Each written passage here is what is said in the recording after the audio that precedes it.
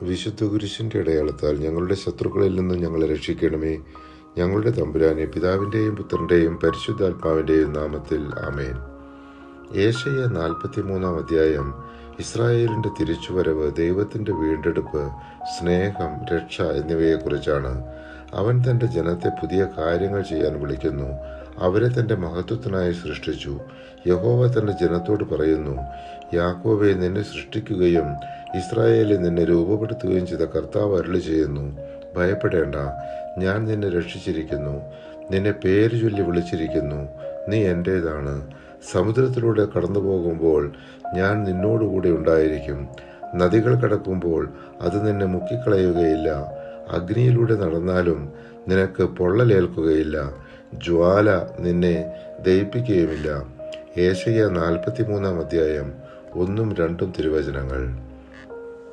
ഏശയ്യ അധ്യായം 44 ദൈവത്തിൻ്റെ ഏകാധിപത്യം, വിഗ്രഹങ്ങളുടെ വ്യർത്ഥത, ജനത്തിൻ്റെ വീണ്ടെടുപ്പ് എന്നിവയെക്കുറിച്ചാണ്.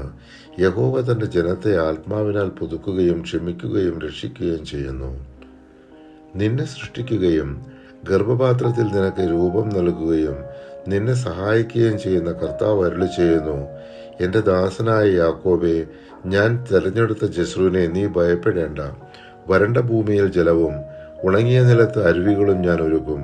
നിന്റെ സന്തതികളുടെ മേൽ എൻ്റെ ആത്മാവും നിന്റെ മക്കളുടെ മേൽ എൻ്റെ അനുഗ്രഹവും ഞാൻ വർഷിക്കും. ഏശയ്യ 44 അധ്യായം 2-3 തിരുവചനങ്ങൾ. യാക്കോബേ, നീ ഇവ ഓർമ്മിക്കുക. ഇസ്രായേലെ ഓർമ്മിക്കുക. നീ എൻ്റെ ദാസനാണ്. ഞാൻ നിന്നെ സൃഷ്ടിച്ചു. നീ എൻ്റെ ദാസൻ തന്നെ. ഇസ്രായേലെ, ഞാൻ നിന്നെ വിസ്മരിക്കുകയില്ല. കാർമേഘം പോലെ നിന്റെ തിന്മകളെയും മൂടൽമഞ്ഞു പോലെ നിന്റെ പാപങ്ങളെയും ഞാൻ തുടച്ചു നീക്കി. എന്നിലേക്ക് തിരിച്ചു വരിക.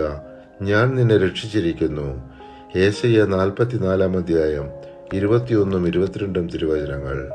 പരിശുദ്ധാത്മാവെ, തിരുവചനത്തിൻ്റെ അനന്തശക്തിയാൽ ആത്മാവിൻ്റെ ബലങ്ങളും ദാനങ്ങളും നൽകി തീക്ഷ്ണതയാൽ ഞങ്ങളെ ജ്വലിപ്പിക്കണമേ. ആമേൻ.